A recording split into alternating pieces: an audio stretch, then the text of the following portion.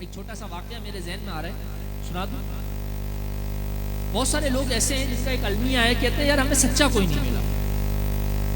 بڑے لوگ تلاش میں رہتے ہیں، پیر کامل کی تلاش میں رہتے ہیں، بڑا لوگ تلاش میں رہتے ہیں کہ انہوں نے 10 سال کی زندگی گزار دوں، کسی بزرگ کے ساتھ بیٹھو.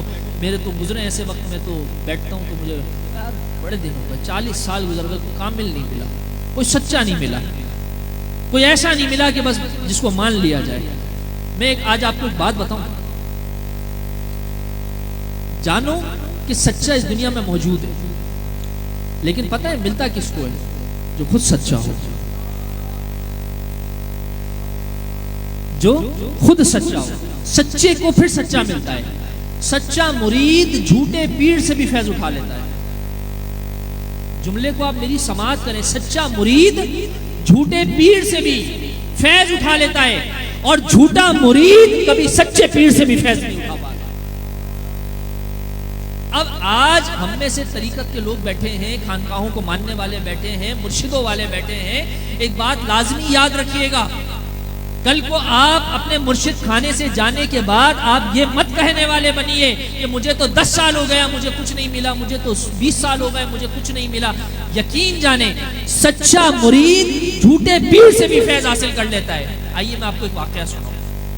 بغداد کا شہر ہے، کیا تو سبحان اللہ، اللہ آپ سب کو بغداد دیکھنا نصیب فرمائے. حضور کی 11ویں بھی آ رہی ہے، کیا تو سبحان اللہ، غوث پاک کی 11ویں. بغداد کا شہر ہے. بغداد کے شہر میں ایک شخص بڑا گناہ گار، اس کے گناہ اتنے لوگوں کو اس نے مارا، زرد و کوب کیا، زنا اس نے کی، شراب اس نے پیا، بڑا گندا انسان. اللہ کی ہدایت نہ کسی کو بھی مل سکتی ہے. ایک دن اللہ کی ہدایت مل گئی، اس کو دل میں خیال آ گیا یار میں نے بہت گناہ کر لیا، زندگی بہت مختصر ہے، توبہ کر لینی چاہیے. مسجد کے امام صاحب کے پاس پہنچ گیا، رونے لگا، کہنے لگا یا سیدی بہت گناہ ہو گئے، مرنے کا خوف دل میں پیدا ہو گیا ہے، کبھی بھی موت آ جانی ہے، ایک کام کریں مجھے توبہ کروا دیں.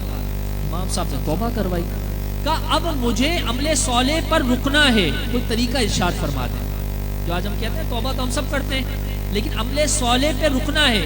تو امام صاحب نے کہا کسی ولی کی، اللہ والے کی صحبت میں بیٹھو، اس کی صحبت میں بیٹھنے کی وجہ سے اللہ تعالیٰ تمہاری نیکیوں کو مضبوط کر دے گا. اللہ کے ولی کی صحبت اختیار کرو گے، اللہ والے کی صحبت اختیار کرو گے، اس میں رحمت برسے گی، اس رحمت کی چھیٹ تمہیں بھی مل جایا کرے گی. اللہ کے ولی کو ڈھونڈو. کہا اللہ کے ولی کیسے پتا چلے گا کون اللہ کا ولی ہے؟ تو کہا یہ جو راتوں کو اٹھ کر عبادت کرتے ہیں نا، راتوں میں جو امام صاحب سے انہوں نے اپنے عقل کے مطابق جو بات ان کے ذہن میں آئی انہوں نے بتا دی. کہا جو راتوں کو اٹھ کر عبادت کرتے ہیں نا وہ اللہ کے بڑے نزدیک ہوتے ہیں. اور یہ بات حقیقت ہے، سچی ہے.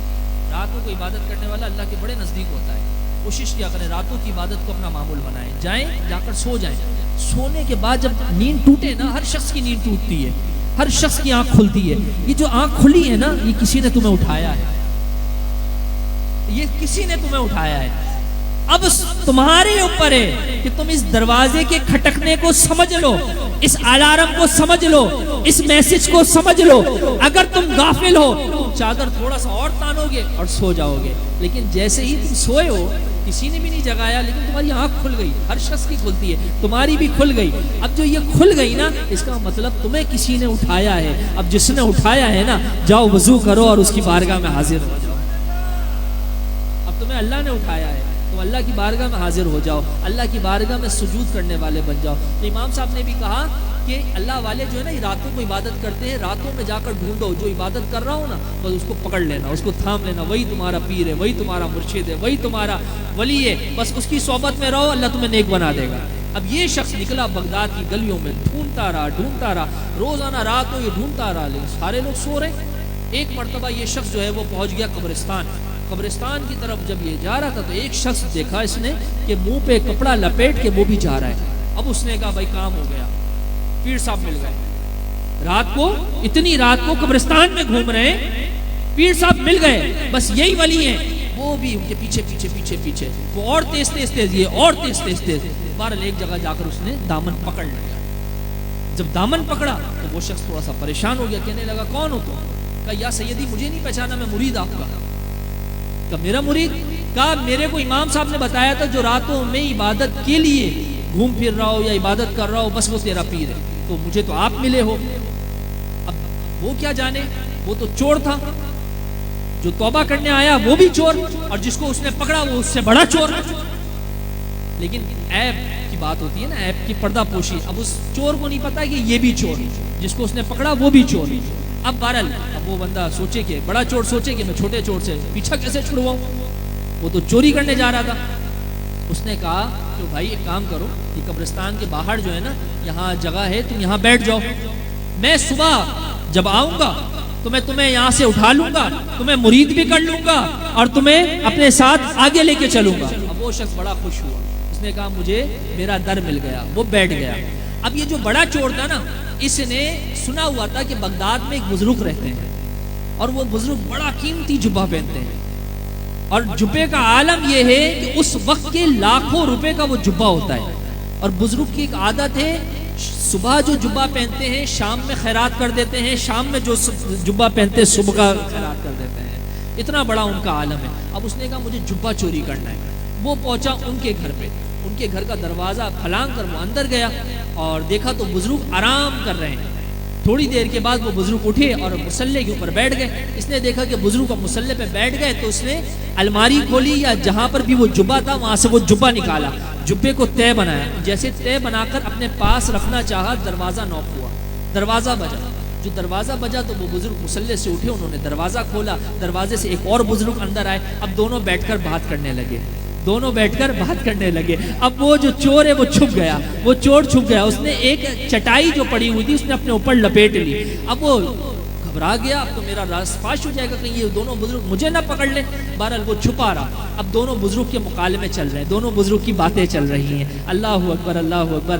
ایک بزرگ کہتے ہیں کہ فلاں علاقے کے ابدال کا انتقال ہو گیا, ذرا آپ بتائیں کس کو ابدال مقرر کیا جائے. اللہ اکبر. پتہ ہے بات کرنے والے کون تھے؟ جو آنے والے تھے وہ حضرت خضر تھے, اور جو بات کرنے والے تھے وہ پیران پیر دستگیر غوث اعظم.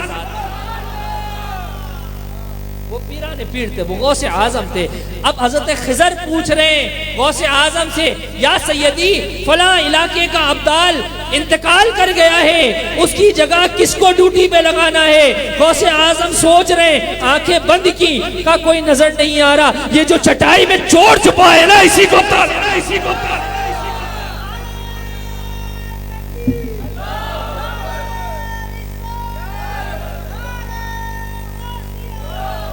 اللہ اکبر.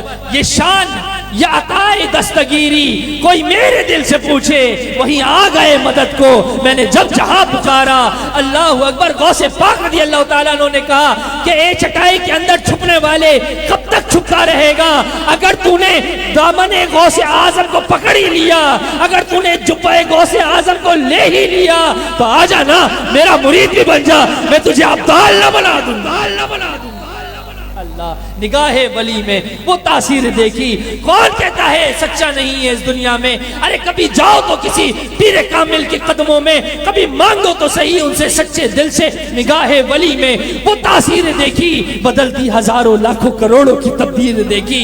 اللہ اکبر. میرے آقا علیہ الصلوۃ والسلام کے یہ پیارے گھرانے والے ہیں, یہ بانٹتے ہیں. وہ شخص چٹائی سے نکلتا ہے, حضور کی بارگاہ میں آتا ہے, حضور کھڑے ہوتے ہیں, سینے سے لگاتے ہیں, فیض منتقل کرتے ہیں اور کہتے ہیں جاؤ, جا کر فلاں جگہ پر جاؤ اور وہاں پہ تمہیں ایک اور بندہ ملے گا, وہاں تمہیں ایک اور بندہ ملے گا, ہم نے تمہیں بھی ابدال بنا دیا, اسے بھی ولی بنا دیا. کون؟ کہا وہ جو قبرستان کے باہر جسے تم نے بٹھایا تھا, قبرستان کے باہر جسے تم نے بٹھایا تھا, جاؤ ہم نے تمہیں کامل کر دیا, جاؤ اس کو اپنے ساتھ لو, فلاں علاقے میں جاؤ اور وہاں پہ ڈیوٹی کرو, اللہ کے دین کا کام کرو, اللہ تم سے دین کا کام لے گا. اللہ اکبر. یہ ہے غوث پاک کی نظر, یہ ہے اللہ والوں کی نظر. وہ شخص جاتا ہے, وہ شخص یہاں سے نکلا بغداد سے, حضور غوث پاک کے گھر سے, وہاں پر وہ شخص, اس کا حال سنیں, وہ بیٹھا ہوا ہے. اب لوگوں نے جب صبح اس کو دیکھا کہ یار اتنا بڑا شخص, اتنا گناہگار شخص, اتنا بڑا چور ایسے ہی بیٹھا ہوا ہے, تو لوگ اس کے ارد گرد جمع ہو گئے. تو اس نے کہا کہ بھائی میں نے اللہ کی بارگاہ میں توبہ کر لی, اب بس میرا مرشد آ رہا ہے, اب بس میرا مرشد آ رہا ہے, بس وہ مرشد آئے گا اور مجھے لے جائے گا. اللہ اکبر. لوگوں نے جب پوچھا کون آ رہا ہے تو اس نے بتایا فلاں فلاں ایسا ایسا شخص ہے جو قبرستان میں تھا, جو منہ چھپا کے گھوم رہا تھا. کہنے لگا بھائی تو بھی چور اور وہ تجھ سے بڑا چور. لوگوں کو تو نہیں پتا نا کہ کام کیا ہوا ہے, لوگ تو کہیں گے، لوگ تمہارے عیبوں پر بیٹھیں گے، تمہارے اوپر ہے تم سیدھے راستے پر چلو. کہا تو بھی چور، جو تیرے پاس آ رہا ہے وہ بھی بڑا چور ہے. اللہ اکبر. لیکن جب وہ شخص غوث پاک کا جبہ پہن کر سامنے سے آیا، اللہ اکبر، تو لباس یار میں جب اس کو لوگوں نے دیکھا، جب لباس یار میں لوگوں نے دیکھا، قسم خدا کی ابھی یہاں غوث پاک نے نوازا ہی تھا، سارا شہر بغداد وہاں جمع تھا. وہ شخص اٹھا کہنے لگا میرے مرشد آ گئے، میرے مرشد آ گئے. اس طرح کہہ کر اس نے اپنے مرشد کو گلے لگایا. جب لوگوں نے دیکھا کہ غوث پاک کا جبہ اس کے تن پر ہے اور پیر کی نورانیت اس کے چہرے پہ جھلک رہی ہے. اصل میں جو مرد کلندر ہوتا ہے نا، یہ جب نوازتا ہے نا تو چہرے سے عیا ہو جاتا ہے، ماتھے سے عیا ہو جاتی ہے، آنکھوں سے عیا ہو جاتی ہے. دیکھنے والا دیکھ لیتا ہے کہ یہ کس کھوٹے کا بندھا ہوا ہے. اللہ اکبر. جب لوگوں نے دیکھا نا، لوگ بڑا چور سمجھتے تھے، لوگوں نے دیکھا تن پر جبہ غوث اعظم کا اور چہرے پہ نورانیت بھی غوث اعظم والی ہے. اللہ اکبر. پورے شہر بغداد نے کہا ہمیں بھی اپنا مرید کر لو. اللہ اکبر. کہاں ایک چور نکلا تھا اور کہاں غوث پاک نے اس کو ولی بنا دیا. تو بندے سچے بہت ملتے ہیں اگر مرید کامل ہو، اگر مرید سچا ہو، اگر طلب سچی ہو، اگر تڑپ سچی ہو، اگر اپنی عقل کی ساتوں کے گھوڑے کو اگر ہم مرشد کے کھوٹے سے باندھ دیں اور بس مرشد کے بتائے ہوئے طریقہ کار پہ چلیں، اللہ کے ولیوں کے بتائے ہوئے طریقہ کار پہ چلیں، ان کے دیے ہوئے ذکر کو کریں، اللہ کی راہ میں اپنے آپ کو مضبوطی سے تھام لیں، قسم خدا کی ہم ایک پتھر ہیں، یہ ہیرا ہیں، انشاءاللہ ہماری نسبت ان کے صدقے میں بلند